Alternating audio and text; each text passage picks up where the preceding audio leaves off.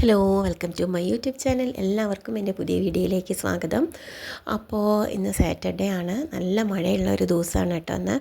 ഇന്ന് സ്കൂളും കാര്യങ്ങളൊന്നും ഇല്ലാത്തതുകൊണ്ട് തന്നെ ഞാൻ നേരത്തെ തന്നെ ഇന്ന് തുണികളൊക്കെ ഒന്ന് കഴുകിയിടാമെന്ന് വിചാരിച്ചു. കാരണം സാധാ ദിവസമാണെന്നുണ്ടെങ്കിൽ നമുക്ക് വെയിൽ വരണവരയ്ക്കും കാത്തിരിക്കാൻ പറ്റും. ഇതിപ്പോൾ സ്കൂളൊക്കെ ഉള്ളപ്പോൾ യൂണിഫോമും കാര്യങ്ങളൊക്കെ ഉണങ്ങി കിട്ടണമെങ്കിൽ നേരത്തെ തന്നെ തിരുമ്പിടണം. ഞാൻ സാധാരണ ഫ്രൈഡേ ക്ലാസ്സൊക്കെ കഴിഞ്ഞ് വന്നാൽ തന്നെ തിരുമ്പിടാറുണ്ട് കേട്ടോ. ഇന്നലെ പല കാരണങ്ങൾ കൊണ്ട് ഇന്നലെ വൈകുന്നേരം അലക്കാനൊന്നും പറ്റിയില്ല. അപ്പോൾ ഒന്ന് രാവിലെ നേരത്തെ ബ്രേക്ക്ഫാസ്റ്റൊക്കെ കഴിഞ്ഞതിന് ശേഷം ഈ തുണികളൊക്കെ ഒന്ന് കഴുകിയിടാമെന്ന് വിചാരിച്ചു. അപ്പോൾ ഇന്ന് ഇവിടെയാണ് കേട്ടോ ഞാൻ തുണികളൊക്കെ തോരയിടുന്നത്. ഇവിടെ തന്നെ ഉള്ളിൽ തന്നെ ഒരു അയല കെട്ടിയിട്ട് ഇവിടെയാണ് ഞാൻ തുണികളൊക്കെ തോരയിടുന്നത്. ഇപ്പോൾ പിന്നെ യൂണിഫോം ചുരിദാറായതുകൊണ്ട് വലിയ ഉണങ്ങി കിട്ടാൻ വലിയ ബുദ്ധിമുട്ടില്ല കേട്ടോ. അതിൻ്റെ കോട്ട് മാത്രമാണ് 2 ദിവസം പിടിക്കും ഉണങ്ങാൻ. ചുരിദാർ വലിയ കുഴപ്പമില്ല. അതിപ്പോൾ ഇന്ന് തിരുമ്പിട്ട് കഴിഞ്ഞാൽ നാളെ ആകുമ്പോഴേക്ക് തന്നെ അത് ഉണങ്ങി കിട്ടും. അതുകൊണ്ട് വലിയ പ്രശ്നമില്ല. ആദ്യം സ്കേർട്ടൊക്കെ ആകുമ്പോഴാണ് കുറച്ചും കൂടെ 2 ദിവസം 3 ദിവസമൊക്കെ പിടിക്കും അതൊന്ന് ഉണങ്ങി കിട്ടാനായിട്ട്.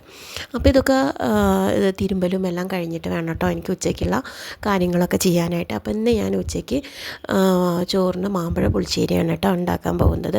അപ്പോൾ വീഡിയോ സ്കിപ്പ് ചെയ്യാണ്ട് തന്നെ എല്ലാവരും കാണാം. അതേപോലെ തന്നെ വീഡിയോ ഒന്ന് സബ്സ്ക്രൈബ് ചെയ്തിട്ട് ഒന്ന് സപ്പോർട്ട് ചെയ്യാം കേട്ടോ.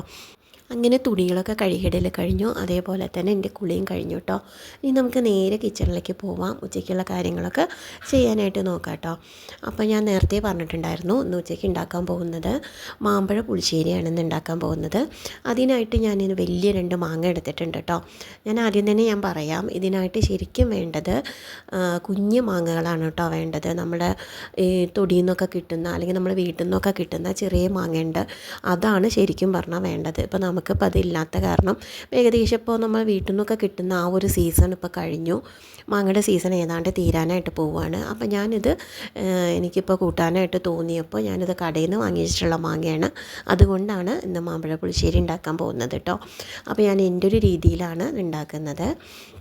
അപ്പോൾ ഇത് കുറച്ച് വലിപ്പം കൂടിയിട്ടുള്ള മാങ്ങയാണ് പ്രാവശ്യം എനിക്ക് കിട്ടിയത്. അതുകൊണ്ട് തന്നെ നമുക്കിത് മുഴുവനായിട്ട് അങ്ങനെ കറി വയ്ക്കാനായിട്ട് പറ്റില്ല കേട്ടോ. അപ്പോൾ ഞാനിതൊന്ന് അതിൻ്റെ തോലൊക്കെ നന്നായിട്ട് ചെത്തിയെടുത്തതിന് ശേഷം അത് കട്ട് ചെയ്തെടുക്കുന്നുണ്ട്. എന്നിട്ടാണ് ഞാൻ കറി വയ്ക്കുന്നത്.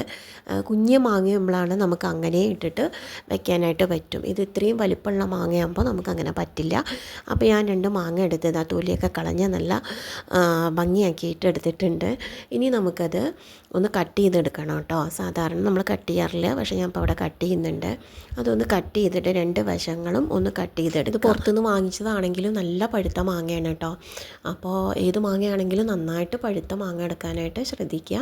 അപ്പോൾ ഞാൻ 2 വശം അതുപോലെ കട്ട് ചെയ്തിട്ട് ബാക്കിയുള്ളതൊന്നും കട്ട് ചെയ്തിട്ടില്ല കേട്ടോ. ബാക്കിയുള്ളത് അങ്ങനെ അണ്ടിയോട് കൂടിയിട്ട് തന്നെ ഇട്ടിട്ടുണ്ട്. അങ്ങനെ 2 മാങ്ങ എടുത്തിട്ട് കുറച്ച് വെള്ളം ഒഴിച്ച് അതിലേക്ക് 1 ടീസ്പൂൺ മുളക് പൊടിയും കുറച്ച് മഞ്ഞൾപ്പൊടി ഇട്ടിട്ട് നന്നായിട്ട് വേവിച്ചെടുക്കുക കേട്ടോ. അതിലേക്ക് 1 സ്പൂൺ ശർക്കരയും കൂടി ഇട്ട് കൊടുക്കുന്നുണ്ട്. അതൊക്കെ ഒന്ന് ബാലൻസായി കിട്ടാൻ 1 സ്പൂൺ ശർക്കരയും കൂടി ആഡ് ചെയ്ത് കൊടുക്കുക. അതിന് ശേഷം നമുക്ക് അതിലേക്ക് വേണ്ട അരപ്പ് തയ്യാറാക്കാം.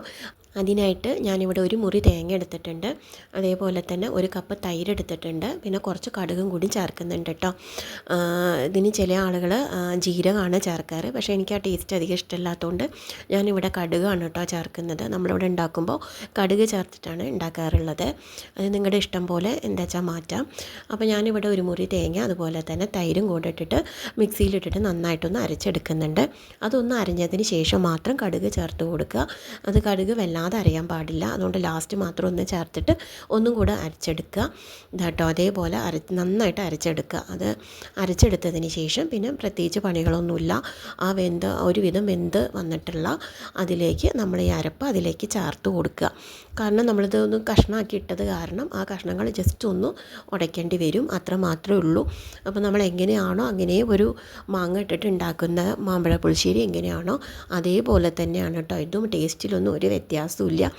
ഇതിന് മാത്രം ഗ്രേവി മാത്രം കുറച്ചൊരു കട്ടിക്കുണ്ടാവും, അത്ര മാത്രമേ ഉള്ളൂ. രുചിയൊക്കെ ഒരേപോലെ തന്നെ ആയിരിക്കും. അപ്പോൾ തേങ്ങ ചേർത്തതിന് ശേഷം ആവശ്യത്തിന് ഉപ്പും കൂടെ ഇട്ട് കൊടുക്കുക. ഞാൻ നേരത്തെ അത് വേവിക്കുന്ന സമയത്ത് ആവശ്യത്തിന് ഉപ്പ് ഇട്ട് കൊടുത്തിട്ടുണ്ടായിരുന്നു.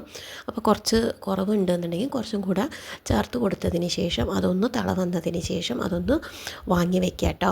അപ്പോൾ ഇത്രയേ ഉള്ളൂ. ഇത് കഴിഞ്ഞിട്ടില്ല. ഇനിയിപ്പോൾ അതിനൊരു വറുത്തിടാനും കൂടി ഉണ്ട് കേട്ടോ. അതും കൂടെ കഴിഞ്ഞാലാണ് അത് കംപ്ലീറ്റ് ആവുക. ആ വറുത്തിടലിലാണ് ബാക്കിയുള്ളത് മൊത്തം കിടക്കുന്നത് കേട്ടോ. അപ്പോൾ ഒരു ചീഞ്ചട്ടി വയ്ക്കുക, അതിലേക്ക് ഞാൻ വെളിച്ചെണ്ണയാണ് ഒഴിച്ച് കൊടുക്കുന്നത്. നിങ്ങൾക്ക് നെയ്യ് ഇഷ്ടമുള്ളവരാണെന്നുണ്ടെങ്കിൽ നെയ്യ് ഒഴിച്ച് കൊടുക്കുക. അതിലേക്ക് കടുകിട്ട് കൊടുക്കുക, പിന്നെ കുറച്ച് ഉലുവ, അതേപോലെ തന്നെ വറ്റൽമുളക്, കറിവേപ്പില ഇതെല്ലാം കൂടി ഇട്ടിട്ട് അതൊന്ന് താളിച്ചെടുക്കുക. ആ താളിച്ചതും കൂടി അതിലേക്ക് ചേർക്കുമ്പോഴാണ് കേട്ടോ മാമ്പഴ പുളിശ്ശേരി എന്ന് പറയുന്നത് പൂർണ്ണമായിട്ടാവുന്നത്. അപ്പോൾ ഇത്രയും ആയിക്കഴിഞ്ഞാൽ നമ്മുടെ മാമ്പഴ പുളിശ്ശേരി റെഡി ആയിട്ടുണ്ട്. വളരെ ടേസ്റ്റിയാണ്. അപ്പോൾ ഇതുപോലെ ചെയ്ത് നോക്കിയിട്ടില്ലാത്തവരുണ്ടെന്നുണ്ടെങ്കിൽ ഇത് ചെയ്ത് നോക്കുക കേട്ടോ. അപ്പോൾ നമ്മൾ ചോറായിട്ടുണ്ട്, അതേപോലെ തന്നെ മാമ്പഴ പുളിശ്ശേരിയും ആയിട്ടുണ്ട് കേട്ടോ. ഇനി ചോറിൻ്റെ കൂടെ കഴിക്കാൻ ഇത് മാത്രം മതി കേട്ടോ. അതിൻ്റെ കൂടെ വേറെ ഒന്നിൻ്റെയും ആവശ്യമില്ല. ഇത് മാത്രം കൂട്ടി കഴിച്ചാൽ തന്നെ നല്ല ടേസ്റ്റാണ്. ഞാൻ അത് മാത്രം കൂട്ടിയിട്ടാണ് ഞാൻ കഴിക്കാറുള്ളത്. പക്ഷേ കുട്ടികൾക്ക് വേണ്ടിയിട്ട് ഞാൻ കുറച്ച് വഴുതനങ്ങ ഒന്ന് വറുത്തതും കൂടി ഉണ്ടാക്കുന്നുണ്ട് കേട്ടോ. പ്രത്യേകിച്ചൊന്നുമില്ല, വഴുതനങ്ങ റൗണ്ടായിട്ട് കട്ട് ചെയ്തിട്ടുണ്ട്, അതിൽ കുറച്ച് മസാലപ്പൊടികളൊക്കെ ആഡ് ചെയ്തിട്ടുണ്ട്, കൊടുത്തിട്ടുണ്ട്. അതൊന്ന് എണ്ണ നന്നായിട്ട് ഒഴിക്കുന്നില്ല. നമ്മൾ ദോശ ഉണ്ടാക്കുന്ന ആ ഒരു പാനിൽ കുറച്ച് ബട്ടർ പുരട്ടിയിട്ട് അതിൽ ജസ്റ്റ് ഒന്ന് ഫ്രൈ ചെയ്തിട്ട് എടുക്കുകയാണ് കേട്ടോ. ഒരുപാട് എണ്ണ ചേർക്കുന്നില്ല. ബട്ടർ ഒഴിച്ചിട്ട് അതിൽ ജസ്റ്റ് ഒന്ന് ഫ്രൈ ചെയ്തിട്ട് എടുക്കുക മാത്രമേ ചെയ്യുന്നുള്ളൂ. അപ്പോൾ ചെറിയ ആൾ ഇത് കഴിക്കില്ല, അപ്പോൾ അവൾക്ക് വേണ്ടിയിട്ട് കുറച്ച് പൊട്ടറ്റം കൂടി ഉണ്ടാക്കുന്നുണ്ട് കേട്ടോ. അപ്പോൾ ഇന്നത്തെ വിഭവങ്ങളൊക്കെ ഇത്രയേ ഉള്ളൂ. അപ്പോൾ അതുപോലെ തന്നെ ചോറായിട്ടുണ്ട്, മാമ്പഴ പുളിശ്ശേരിയുമായിട്ടുണ്ട്, പൊട്ടറ്റോ ഉണ്ട്, അതുപോലെ അപ്പുറത്ത് സമ്മന്തി ഉണ്ട്, അതുപോലെ തന്നെ വഴുതനങ്ങയുടെ ചെറിയൊരു ഫ്രൈ ഉണ്ടാക്കി വെച്ചിട്ടുണ്ട്. അപ്പോൾ ഇന്നത്തെ വിശേഷങ്ങളൊക്കെ ഇത്രയേ ഉള്ളൂ. അപ്പോൾ എല്ലാവർക്കും ഇഷ്ടമായെങ്കിൽ ഒന്ന് ലൈക്ക് ചെയ്യുക, അതേപോലെ തന്നെ സബ്സ്ക്രൈബ് ചെയ്യുക. അപ്പോൾ മറ്റൊരു വിശേഷങ്ങളും വിഭവങ്ങളായിട്ട് വീണ്ടും കാണാം. Okay, bye.